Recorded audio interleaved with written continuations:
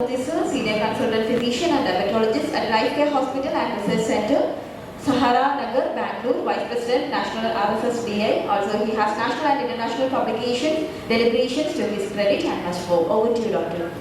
Thank you very much. I think, Gopika, we need to change my slide.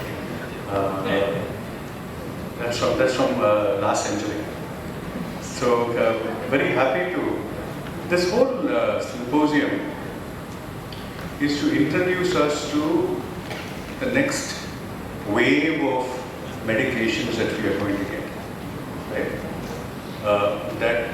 Remember, this morning, I'm very happy that this morning we started at obesity, because one of the things that has happened is that we are looking at a shift, can you see, from glycemia being the primary target in diabetes care to reduction of fat tissue and weight reduction as a primary target in diabetes care. That is a paradigm shift that is happening that many of us, I'm sure, are noticing. Right? In fact, in the Retune study, they actually they showed that weight loss, even in patients with normal BMI, produce meaningful remissions in diabetes. So clearly, the shift is moving from glucose to addressing the pathophysiology of it. Right? Many years ago, we understood the actually incretin hormones. And the first hormone we described was GIP, and then subsequently GLP. A lot of research on GIP was abandoned because we didn't have the tools to understand it. Then we got on one hormone that works, which is the GLP, and the GLPs have been dominating this space for many years. But with modern technology, it is when you can have two, why stay with one? I'm not talking about spouses, I'm talking about good things in life. Right? Look at that. Right? So the important thing is that can you engineer the benefits of two hormones into a single molecule? That is co-agonism. Sometimes you can have two hormones that oppose, that do so the good things of one hormone, the bad things of another one. The good things of one hormone, the bad things of that hormone. If these two cancel out the bad things and leave a lot of the good things, then we are looking at benefits. What could be those benefits? Greater glucose control, greater weight loss, greater A1C reduction, maybe bringing down glucose as well. So that is pretty much the idea of what is happening in the last few years. Right? So what Dr. Sreenivasa, Murthy and I will try to do is not to talk to you about what the great molecules that are coming, we will talk about it. But more importantly is to sort of introduce you to this concept and help you understand how this landscape is changing and what are the physiology behind it. Because unless we understand the physiology, and I promise you that physiology is very complex, but we will try our best to simplify it, and that's why, Dr. Sreenivasa Murthy is talking about physiology and not me. So Dr. Sreenivasa Murthy will start this, and then I will follow it up, and then while we have some things to understand, I hope that we can have a very healthy line of questioning and learn a lot more. We have some great people in the audience. Dr. Das is sitting in the front row, and hopefully we can learn so much from each other today. And we have 50 minutes to do this. So let's do this slowly, deliberately. Stop us wherever you find there's an issue, and we can do this at your pace.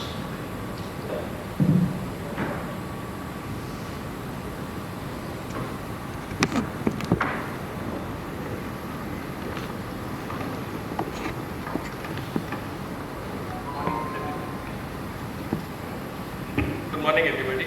I think I'll start from where Dr. Krishna started, that the spouse. I think GIP is like a wife and GLP is husband. Always husbands take mileage, but the backbone is always our counterparts who are better people than us anytime. I think female ladies should give a round of applause for this. And I acknowledge the presence of Professor Das, who's always blessing us. And let's move on to this. Of course, the objectives Dr. Krishna has already alluded upon. By the end of these sessions, we would want people to understand the role of GIP, that is glucose-dependent insulin-tropic polypeptide, in healthy individuals and in people with diabetes. The rationale of using this combination of GIP and GLP receptor agonist in the management of diabetes. That is the basic goal to go about with this, and this is going to be the two sessions, the forgotten incretin and the rationale for this combination in diabetes background, and followed by the Q&A, which we are sure that we'll have a good discussion. Before which, this is a little unusual disclaimer for most of us. If you see the last part, which I'll read out, of course, the program is sponsored by the LLL, and during this meeting, the topics covered will be exclusively within the scope of indications as of today in our country, in the approved prescribing information, which will be showing you with a QR code, which you can download and check it. And questions concerned outside the scope of this topic can be discussed off the dais, not on the dais, with face-to-face meeting.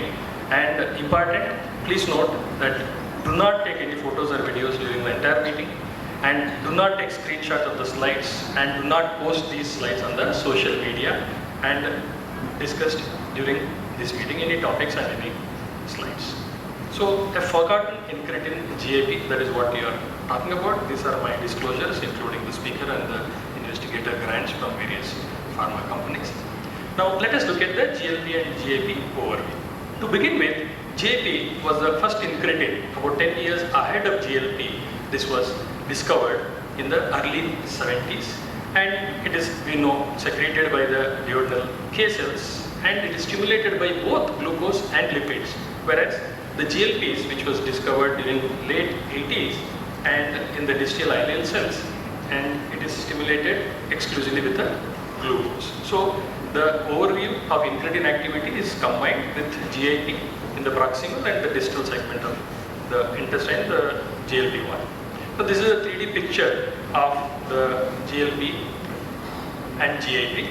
The GIP, as you see, they are both receptor-specific actions are seen in the situated in the duodenal K cells and the L cells, and the nutrient load in the gut will stimulate both these hormones.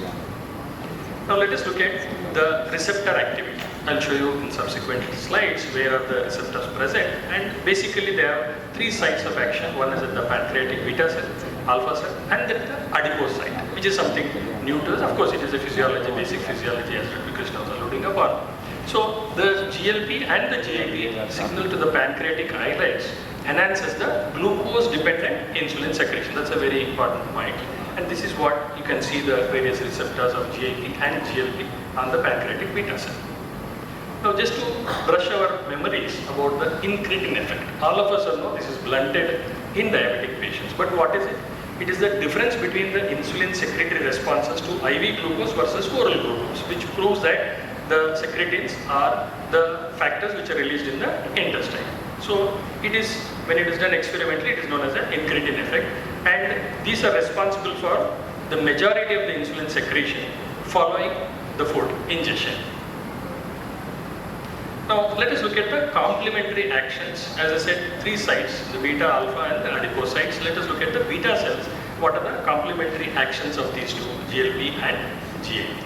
Now you can see in this slide the response of glucose, GIP alone, GLP alone, and both put together, the topmost row. So essentially, when the glucose is infused to the healthy subjects to induce the isoglycemic plasma response, and this experiment is done to assess individual and combined contributions of these molecules individually and combined. So the physiological levels of both GIP and GLP enhances the glucose-dependent insulin secretion. And when you put together, combine them, and this is what the maximum dependent insulin excursion happens, which hardly happens in a family life because both husband and wife has to be together. So this is what happens when both of them are together. You have that enhanced excursion of response. Now just to again brush upon the secretion of insulin, we know through the glucose, the nutrient load stimulate the beta cells. This cascade is stimulated where the ATP and the potassium ATPase, depolarization, calcium influx, and the insulin-rich secretory granules are released.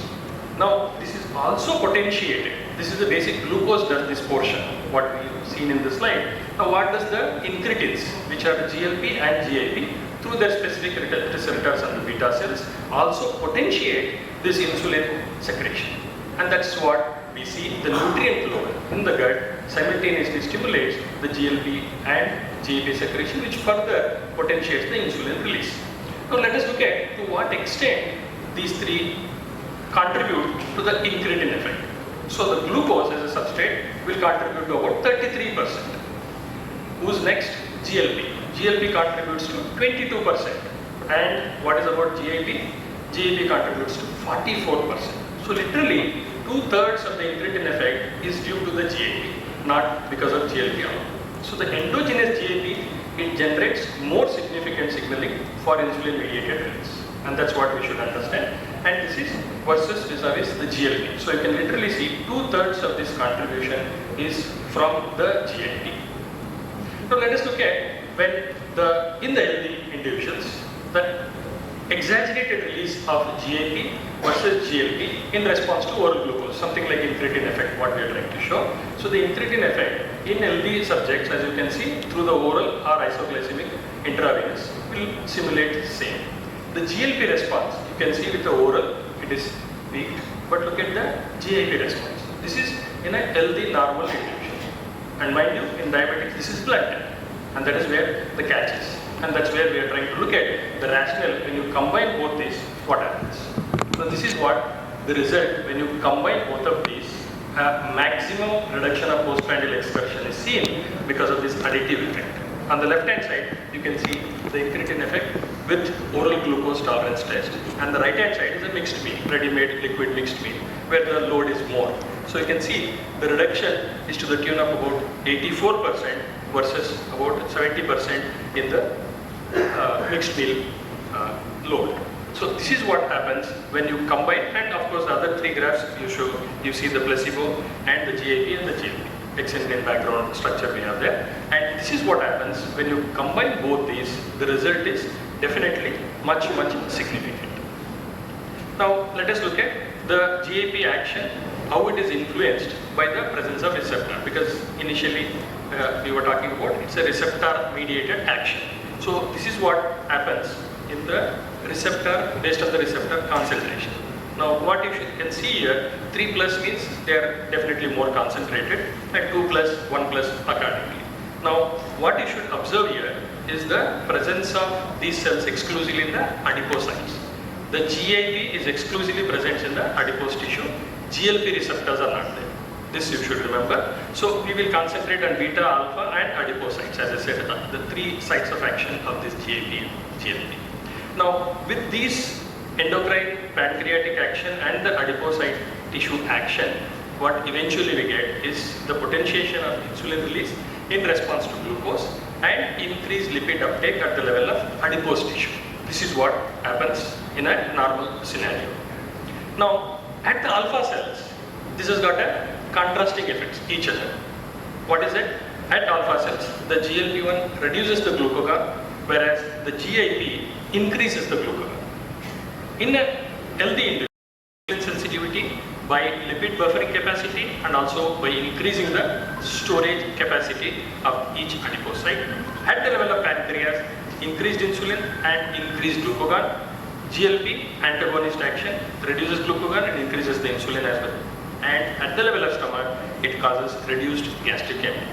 So the GIP in combination with the GLP agonism can be a comprehensive therapy for achieving glycemic control and weight loss in people with diabetes. But what we spoke all this while was exclusively a healthy, normal individual.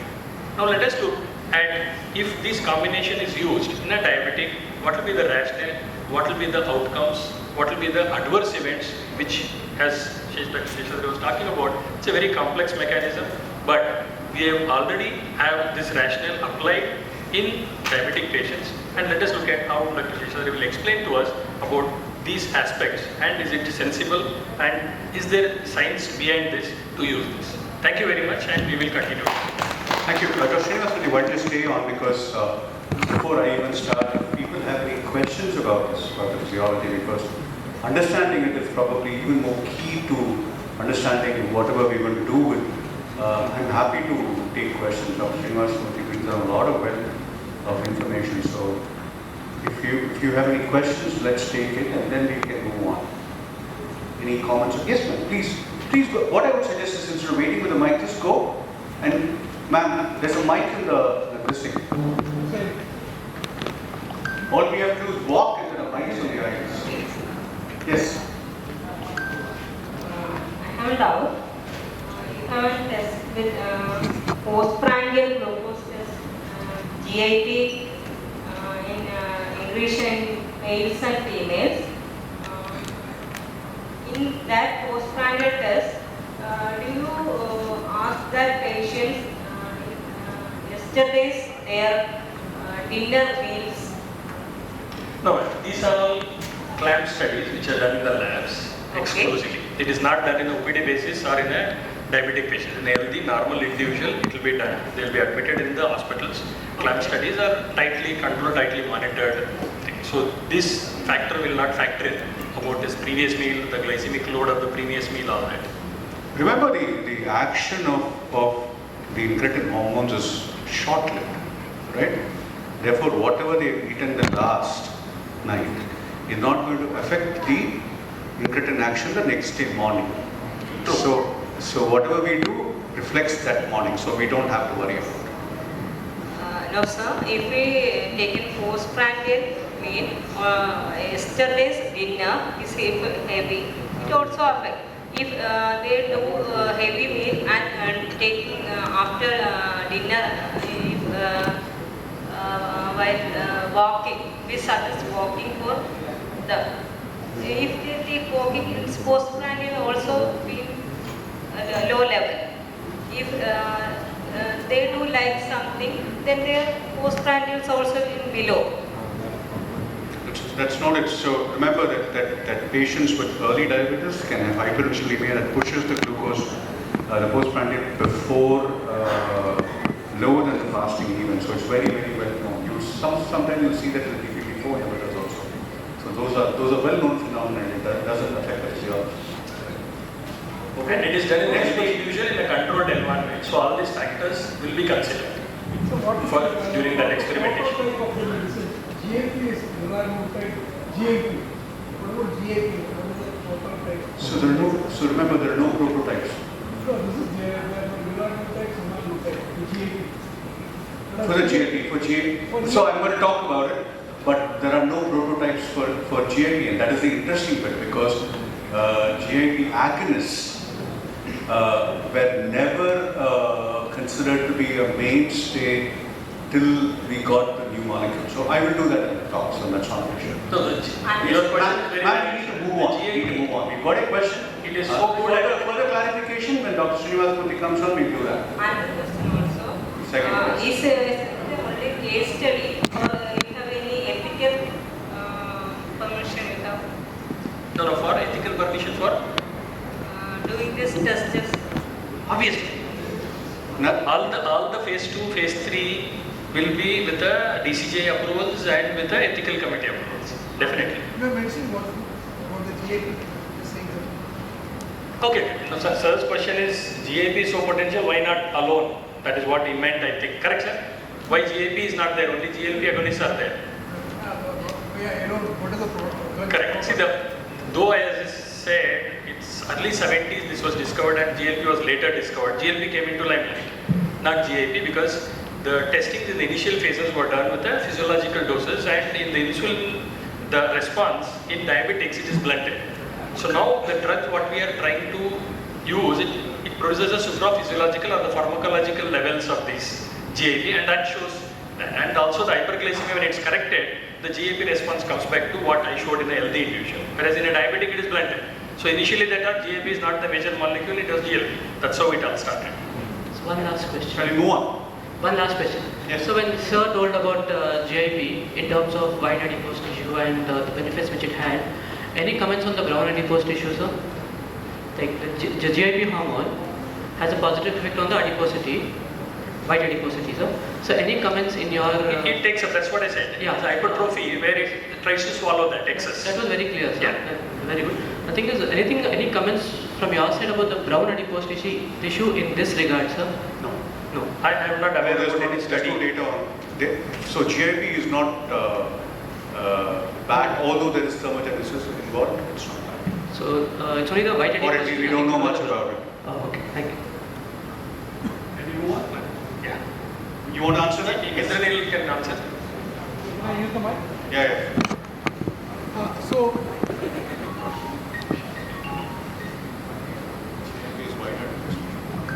my name is Indranil Bhattacharya. The GIP action is basically dependent on the receptor concentration.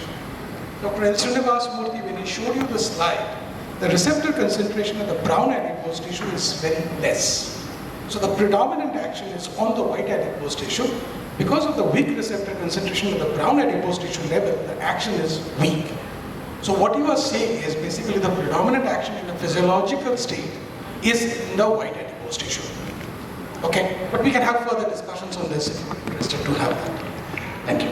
But the villain is the brown, not the white adipose. Actually, it is the white, right? Remember, the brown adipose tissue is generally the hero in most of these. The visceral adiposity. Because this is So, sir, we this was is subcutaneous. No, What please. is the subcutaneous visceral? We must distinguish between, we must distinguish between kinds of adipose tissue and distribution, right? Throughout the body, the main adipose tissue is white adipose tissue.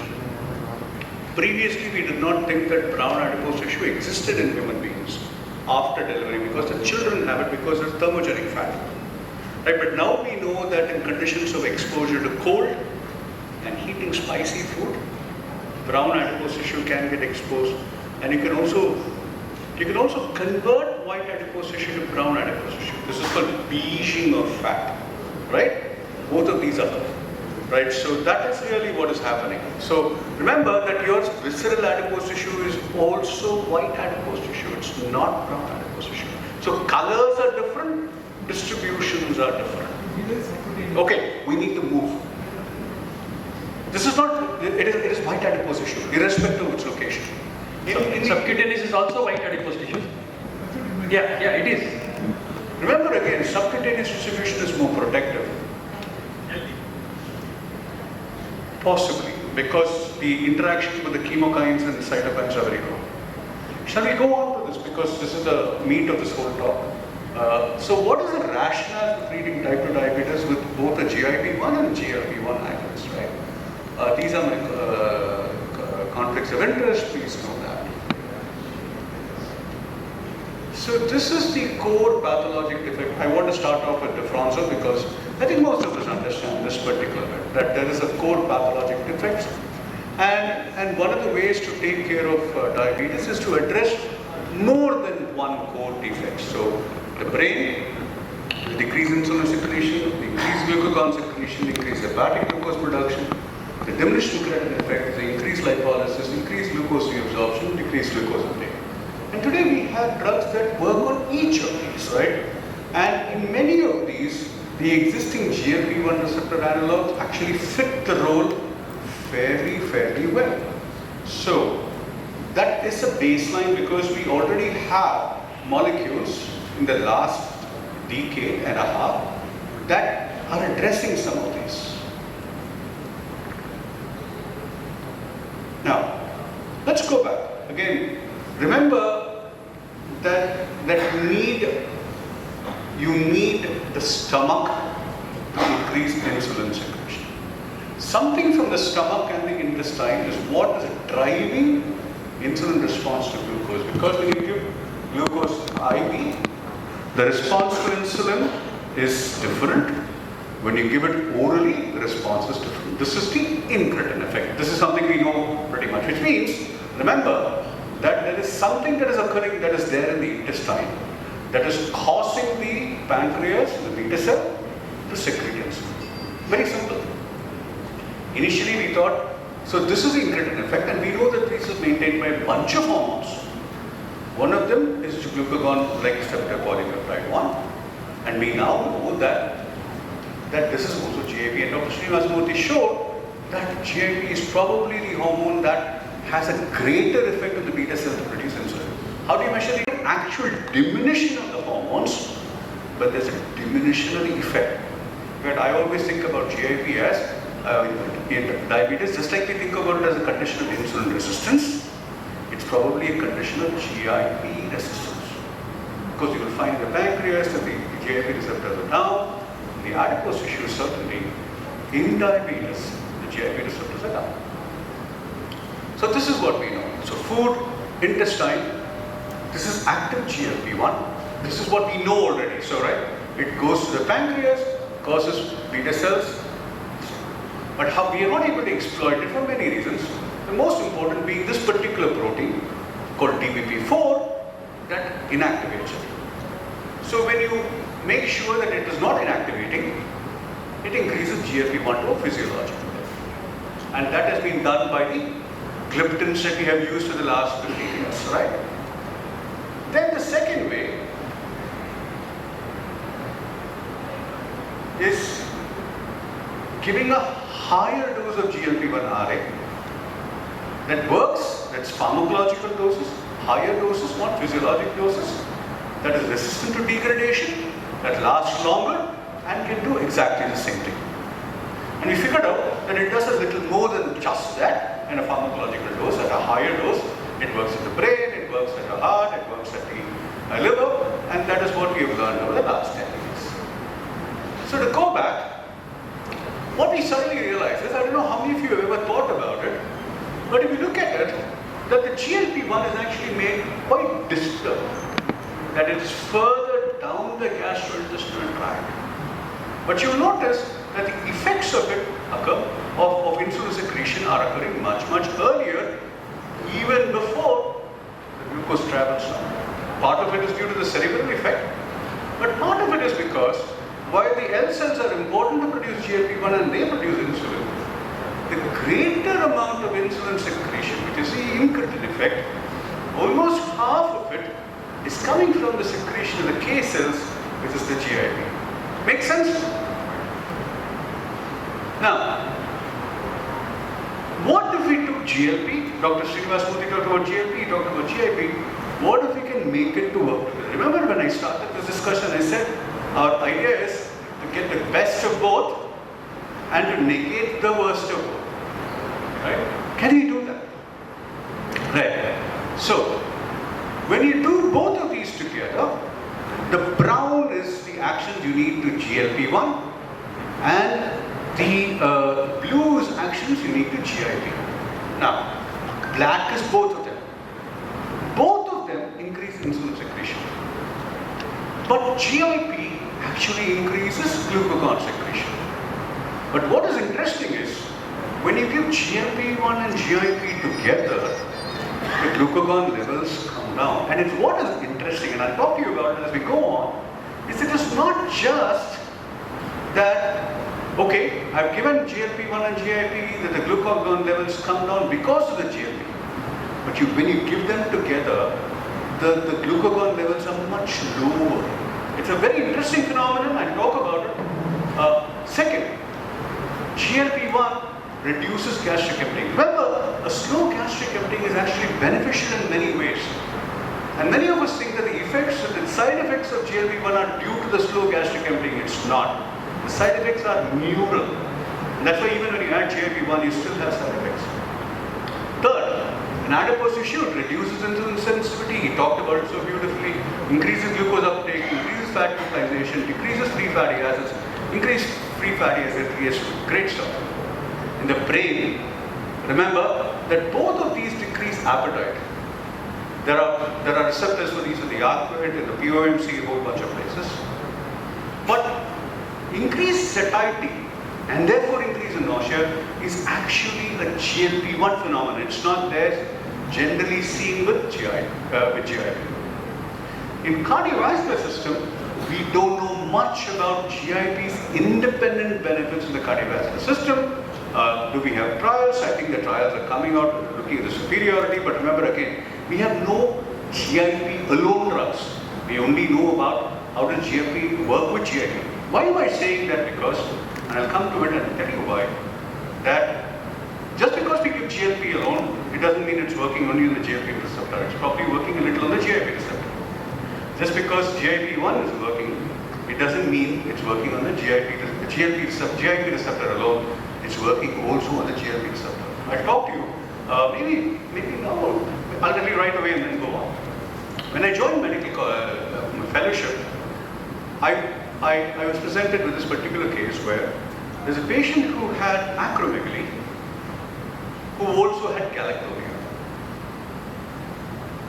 Have you heard of it? A patient with acromegaly can have galactoria. Why is it happening? Not because pituitary tumors can co-secrete. It can produce both growth hormone, it can also produce prolactin. But let's say the prolactin is not produced, but you can still have galactoria. Why? Because the growth hormone can act on the prolactin receptor because they are similar. They come from the same. In cows, it is somatomammal. Similarly, they can't be spouses because they're cousins. They come from the same father, proglucagon. So not spouses, but cousins or brothers. They come from the same father, so they can be mistaken for each other. The receptors also can mistake them for each other. Therefore, one can work at another receptor. And by modifying these molecules, you can make them work differently at each receptor. That is glucagon coagonism. You understand this? Everybody get this point? I don't care if I don't get to all the slides, but I care that we understand the principle. Okay, so what has science done? So there are two ways to make two people to work together.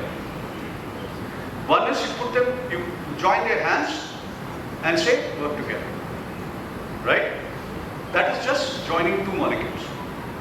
The other is you take the best of each of these, put what you want to desire, and put them into one molecule. So what is really happening is, and I'm sorry there's no slide of it, is there are certain amino acids that will tell you to do this. For example, tyrosine makes sure that it doesn't get degraded. There are other amino acids will tell you this is the amount you should work at the GLP-1 receptor. There's another amino acid that tells you this is how much you must work at the GIP receptor. I'm giving you a hypothetical. But each of these has a thing. And then, remember there was a molecule called butaglutide. One of the problems was it could not go into the blood-brain barrier because it's very heavy. So what did Lilly do? They borrowed a leaf from somebody else and they added a fatty acid. And now it can also go up and work in the brain. So a low-level molecule that works at the GLP-1 receptor. Can you see this? How do I go back? Go back.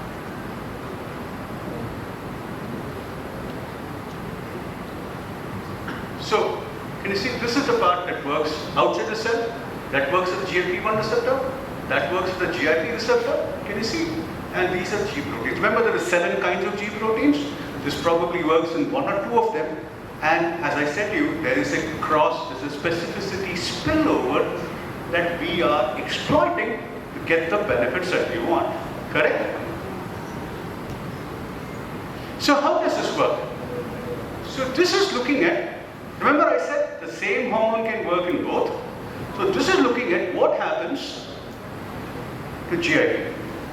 At the GIP receptor, terzepatide, which is, remember, it's a coagonist, it's a chimeric molecule. It works similarly to native GIP. Simple. At the GLP-1 receptor, it's a little less potent than GIP. Right? This is how it works. How do you measure potency? By you put it on a cell and then you measure the amount of cyclic AMP it makes. That's how you measure. How do we know this? It's because of this. Right? So what happens? So this is looking at, does it work? So first let's look at always why do you play to Ganesha or also play to Mushika? Because if there were no rats, there would be no science. So look at this. This is GIP-1 receptor dependent glycemic control. Remember I said ultimately how do we measure it? How much glucose is controlled. Now, look at these. This is vehicle, which is basically a sham. This is semaglutide, this is tirzepatide, this is GIP. Got it? When you give the vehicle, what have you done? You have knocked out GIP. You know what? You take a cell, you inject something, you can prevent GIP from functioning. When you knock out the function of GIP in a mice, see what is happening here. Remember, this is vehicle, this is GIP. This is normal, right?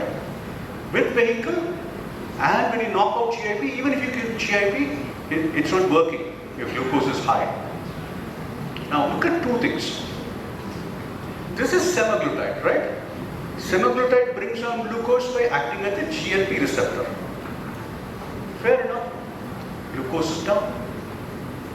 So in the absence of GIP, semaglutide is able to bring the glucose down. In the absence of GIP, tirzepatide is able to bring down the glucose down. Which means the GIP may be working, but the GLP is also working. Got it? Clear? Look at this rat. Here, they have removed the GLP-1 receptor. Okay? When you give vehicle, glucose is not working. When you give GIP, it's not doing much because remember, it's dependent on GIP. But see what is happening to semaglutide.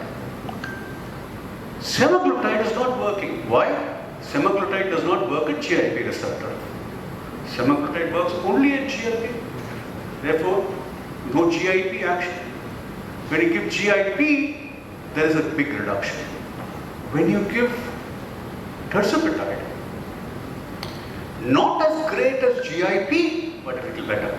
So that brings you to my point, that it works not just by GIP, it works by GLP and GLP, and it's probably working at both receptors. Got it? Makes sense now?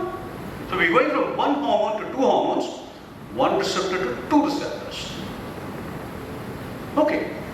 Everyone's clear about how we've gotten here so far? We fused a molecule, gave it the traits we wanted, and now we're showing that it works. So how does it really work? That comes over the trials.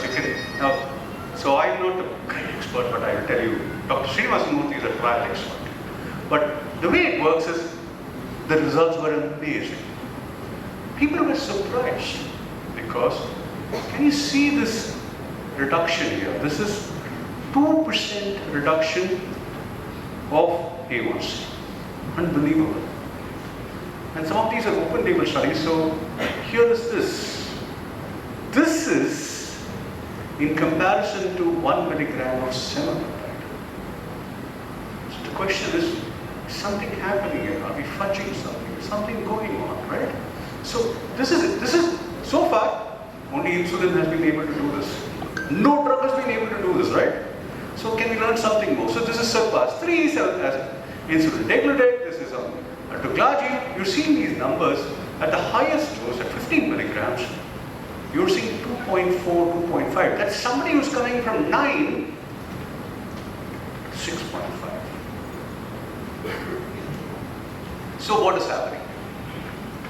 Let's do the weight and then come back to it. So this is the weight. Again, this is 11%. When compared to semaglutide, 12.4%. Look at this. Look at these numbers. Tremendous amount of weight loss. I won't get into the actual details. I think those are not important. It will keep coming again and again. Significant A1C, more than any drug we've ever had. And significant weight loss that is approaching this more than 10 kg target that people are talking about. So, but the idea of me bringing this talk is not to get you interested in the clinical data, but to get you interested in the molecule itself. So let's see if we can understand this a little more. Now, is something happening that is giving you this 2.6%? So this is a study that actually helped us understand this. This is tirzepatide. This is semaglutide. Remember, a smaller dose. Now you have semaglutides at much higher doses, but this is a 1 milligram dose, which is what we are using, the equivalent of the oral dose that we are using. Right? going into a 28-week program. And let's see what is happening. This is placebo. This is semaglutide. This is the first phase insulin release. Remember, I said this is where GIP comes in, because if the K cells, the release of insulin that's occurring, then can you see the insulin release that's happening? This is a hyperglycemic plant, and this is the second phase of insulin release. Can you see the second phase? You're finding sema getting here, but this is still statistically significant because this bounce that GIP is giving you, contributing to the greater part of the beta cell function. Fascinating. If somebody who understands physiology, or even nobody can understand physiology, you can only attempt to understand physiology. But but it's such a beautiful story, right? And it's a story of our evolution, it's a story of our science, it's a story of our future. And I think we should all learn some of it.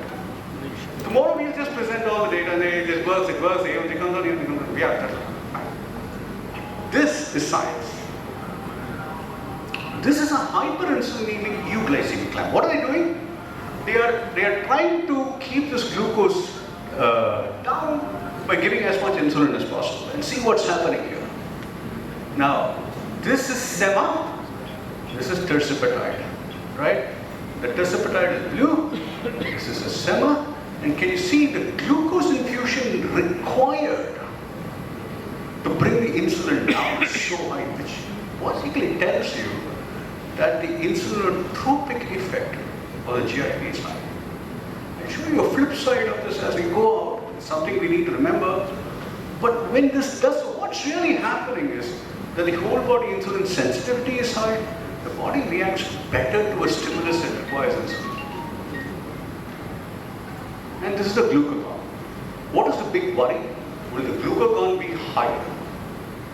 This is semaglutide in blue. This is tersipatide in blue, semaglutide in red. And can you see? The big worry was, will GIP, when GIP is under the glucagon come down sufficiently? And remember I told you that together the glucagon lowering is much greater than them alone. And remember, semaglutide's main function is lowering glucagon. And you don't see the effects of hyperglucagonemia here. So, I won't spend too much time on it. Look at this. Gastrointestinal effects are the same, irrespective of compared to semaglutide. Why? Would you expect the nausea to be lower, isn't it? Because it doesn't work in the gastric emptying. That's why I told you that the effects of GLP-1 receptor side effects are not a gastrointestinal phenomenon. The nausea and the vomiting are due to CNS effects, right? That's something you want to remember, but they're comparable. They're not lower or higher. Second, this is something I want you to be careful. Remember I said the tremendous amount of insulin work. And you will see that at the highest dose, there is a... We are so used to saying no hypoglycemia, right? But you're seeing it creeping it back. The good news is that there is no dose requirement. Am I right? Adjustment required for renal failure. Can be used in renal failure, but using anything with renal failure, still be careful about the insulin and other stuff. But just to remember that this is the... I said I'll tell you the flip side, there's a flip side. But not really significant, not really tremendous, but remember it's used. So to summarize, here is a way where, here is how science, remember how fenformin and metformin happened and people in the West forgot metformin. Similarly, the GIP was sort of forgotten for a long period of time. And then somebody said, why don't I engineer this in? And Dr. Nock actually makes a point that we forgot it. It's a forgotten hormone. He actually used the word, we forgot it. But once a new molecule came, our interest in it goes up. So we learn a lot more about GIP in the next 5 years than we have in the last 50 years. But the beauty of this is how we're able to bring things together, how to make them work, and now it's available in the market, so we know it works. But I thought, instead of spending all the time on this thing, I thought I'd spend some time on the science. And I thank Dr.Sreenivasa because he helped me get that foundation to lay at science. We don't have too much time, but I hope we can have one or two questions. But thank you. This was really wonderful talking to you. I could see the attention. It was great. Thank you.